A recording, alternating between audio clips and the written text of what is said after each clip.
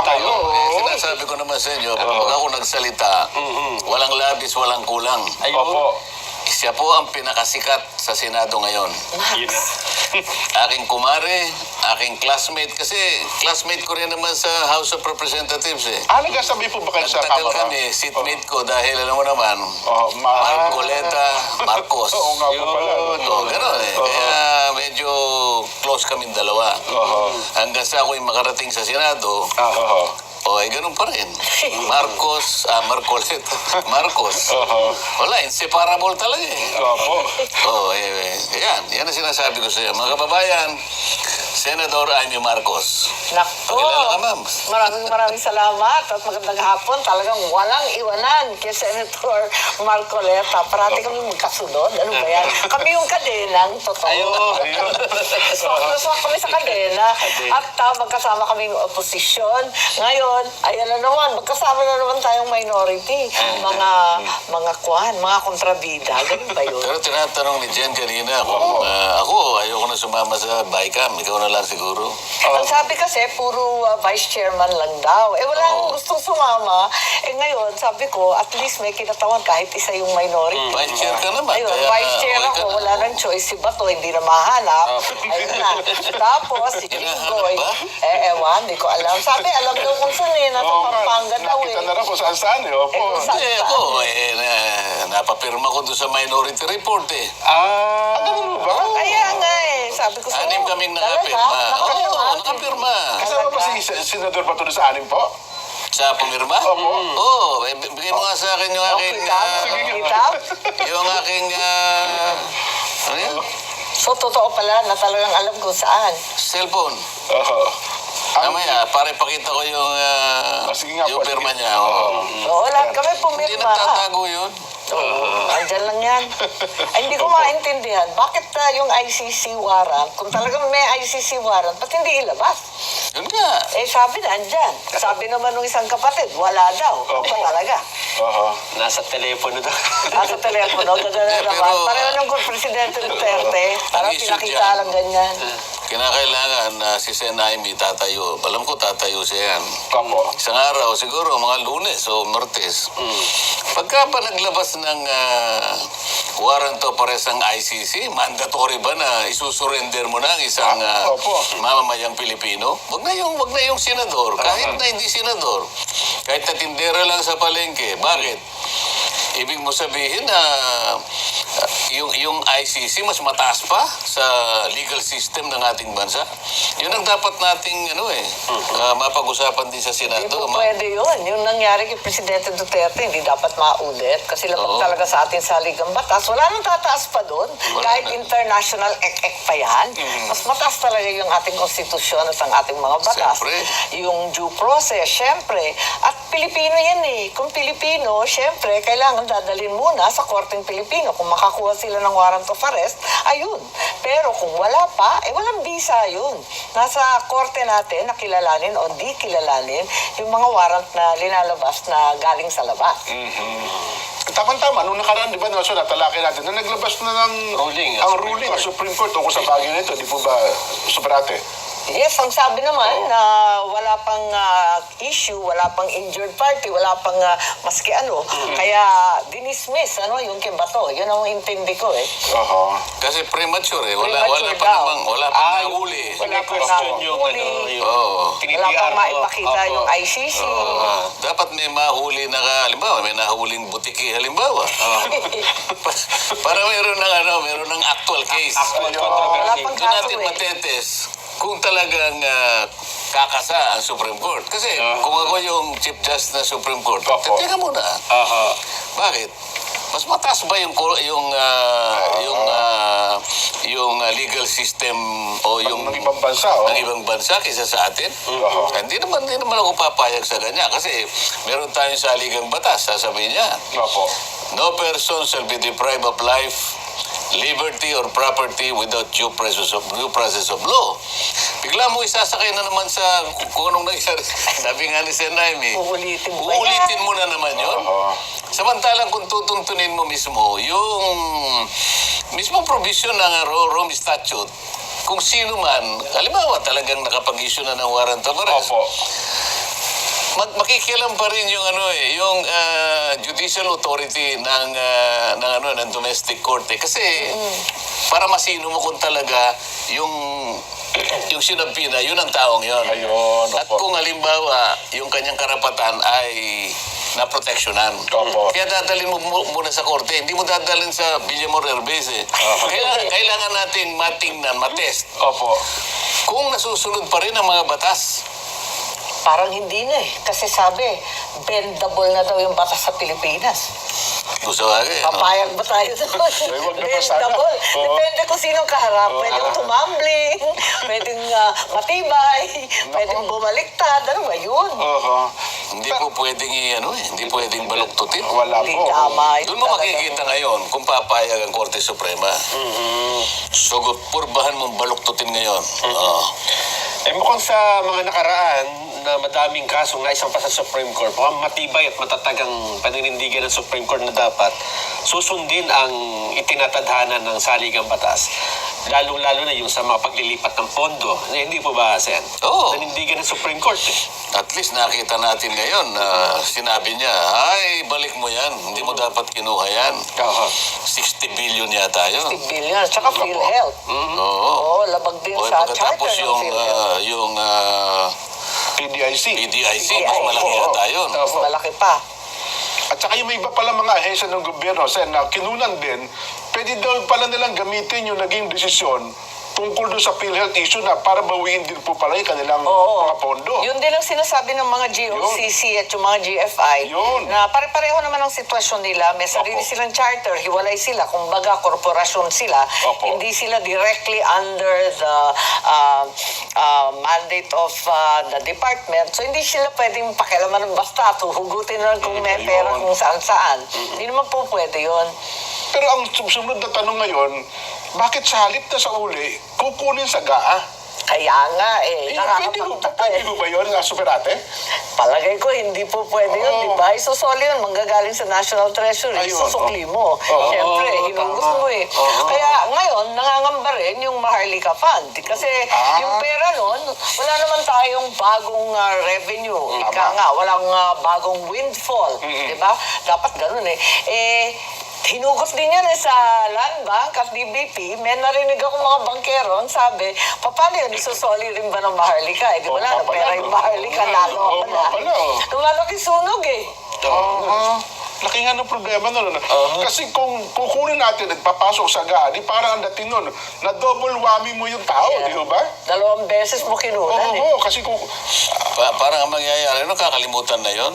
Oo nga. Kukunin na lamang yung pangbayad doon sa GAA. Opo. Mali yun, mali yun. yun. Kaya naitanong ko nga yung tungkol sa Maharlika na yan eh. Opo. Tinanong ko, sapagkat 2 taon nang nakararaan, saan mo in-invest? Oo. Kumita na ba? Walang report eh. Oo. Ano po kasi, Ang sabi kumita daw. Pero, nung kinocompute namin, kumita dun sa interest ng pera na kinuha dun sa Land Bank sa DBP. Yun lang yun. Pero wala pang investment Hindi po. pa- hindi pa Kailangan ko interest ito eh. kung doon niya Kinocompute kinita ko lamang, eh. Sige. kung doon niya lamang kinita, lugi pa rin. Bakit ka mo? Correct. Magkano yung sweldo nung CEO Ng mga ng opisyal, yes po, lalaki ng sweldo naman ngayon. Yung CEO, 2 milyon isang buwan. Isipin nyo. 24 years at 24 years. 2 years na eh. 24 months na po. 24 million na yung sweldo pa lang niya. Sweldo pa lang yan. no? Paano pa yung ibang mga empleyado doon? At kung balikan natin, yung mandato ng Land Bank, hindi ba para sa farmers yun, sa agrikultura, sa pag-develop ng Development lupa? fund yun eh. Yun Yan. ang tinatanong Yung ko isa eh. naman, development fund, saan ba nag-develop? Nag-develop ng malaking sweldo, aray ko po. Ayun. Ay, nako. Nabanggit niyo, Superate, yung lumalaking sunog. Hindi ba itong 4 na priority bills ay pamatay sunog?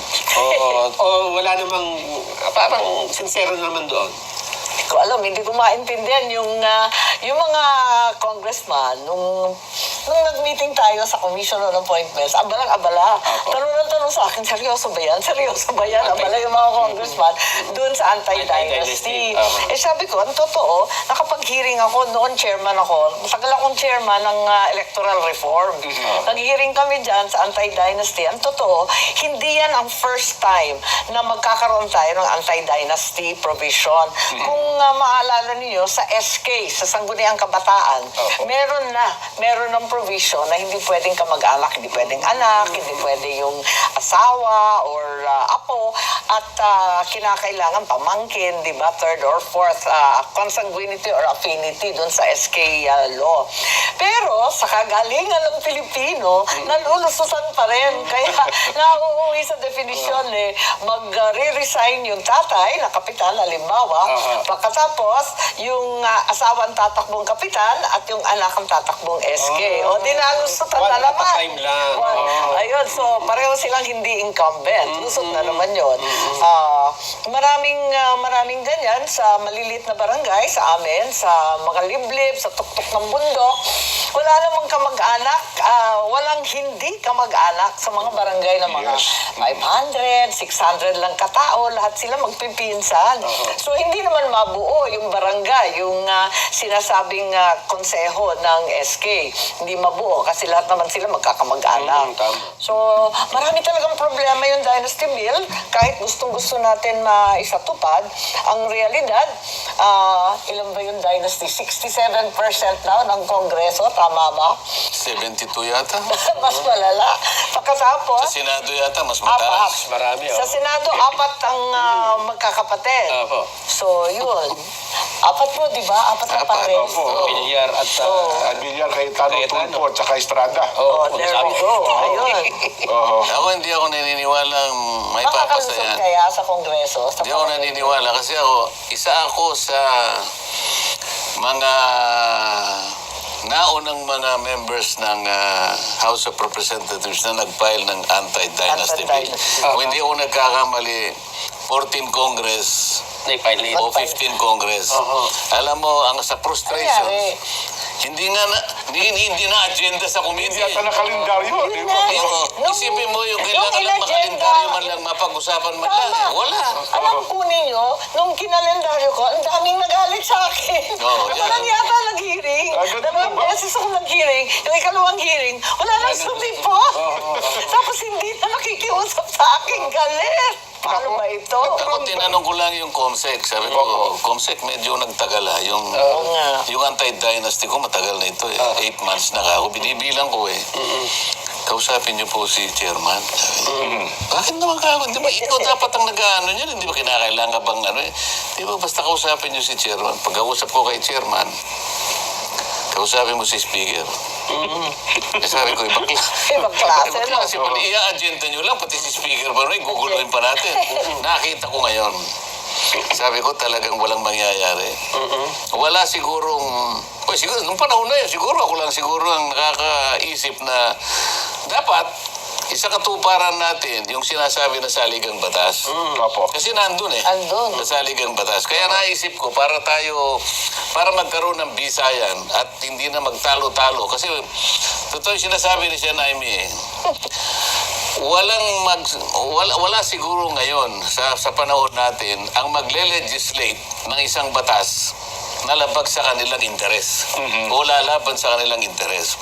Para natin magawa yung anti-dynasty law na yan, kung sakasakali magkakaroon tayo ng pagkakataon na ma-amyenda ang Constitution, yung bahagi ng provision na yun tungkol sa yung dynasty, aalisin mo lamang yung phrase na as may be defined by law. By law. Ibig sabihin, halimbawa nakalagay to prohibit political dynasty.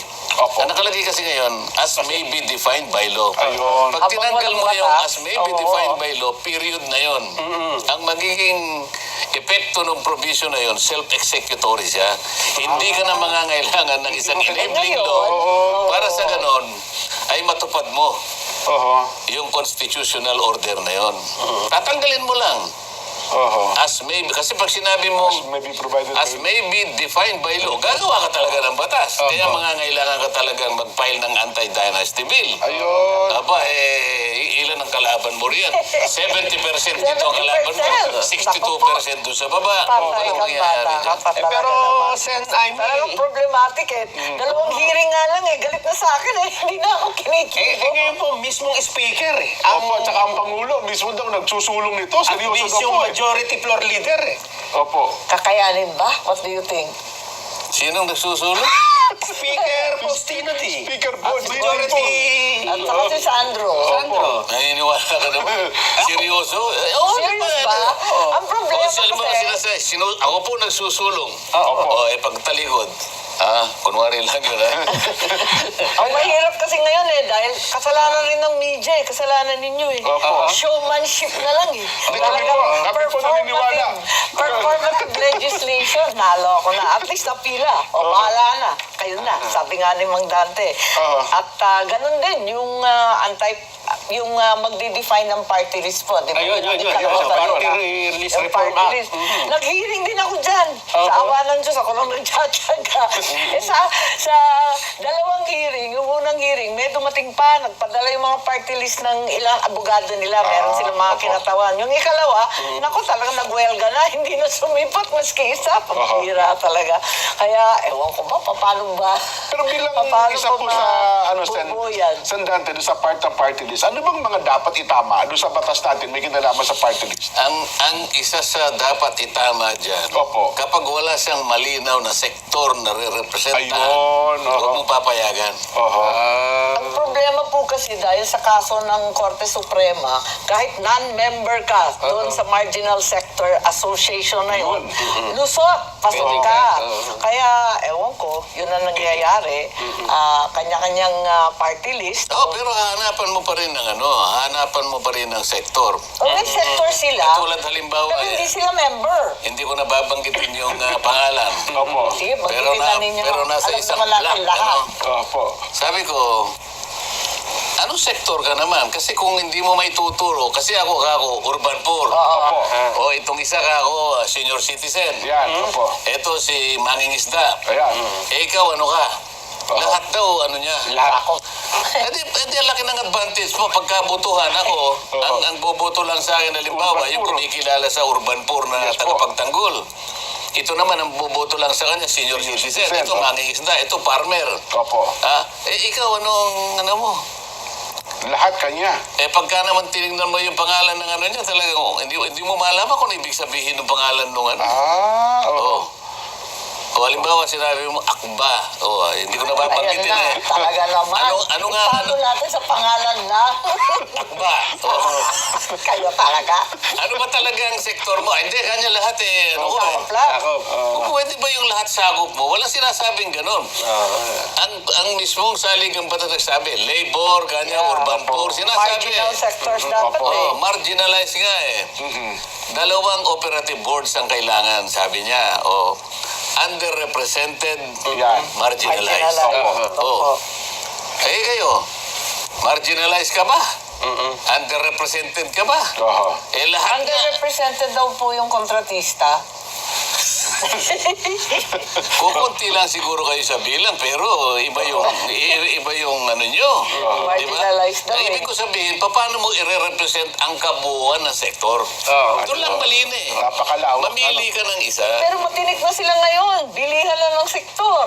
Ayan, identified sa sektor. Kaso, hindi naman membro.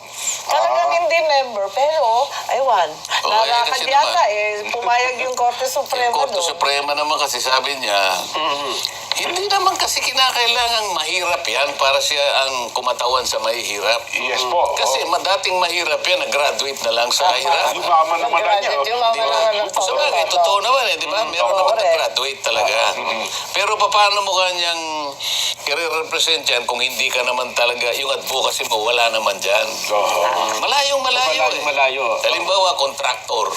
Ayan, opo. O ang nirepresent niya, Construction construction workers. Oo. Eh di namamayagpag naman daw po sa Kamara yung mga yan. Hindi okay pa rin, makapangyarihan daw po. Ang butante yata niya, kapwa niya mga mababatas. Di ba? O, wala ka namang nakitang panukalang batas na nagsulong siya para sa mga construction workers eh. Bagay. Halimbawa, meron Halimbawa siya. ngayon. Halimbawa, meron Sila, siyang employed. panukalang batas. Oo. Lahat kanya ng construction workers, bigyan lahat ng mga basic tools. Ayan, oh. Martilyo, lagare, Accident insurance. di ba? Why? Yung mga kailangan Opo. talaga. Pero lahat ng flood control projects nakuha nila. Nako po. Ay, may malaki makapangyarihan nga po. Sektor ba niya yun? So, medyo, Kabaliktaran nga eh. apat lang yung bill na binagit. Ngayon mukhang yung dalawa ata, hirap na yung mailusot, ano? Parehong, Ay, nako. Dynasty, ano pa? Oo. Yung sa party list. Party list. Party Opo. list. Opo. yung kadena. Yeah, yung nabanggit na kadena. natin. Kasi Oo. medyo Oo, lulusot pero yun. ako nagdududa ako, lumusot nga. Ang kaso, ma-implement ba? Kasi napakababa ng kanilang implementation disbursement rate. Nasa 23% lang.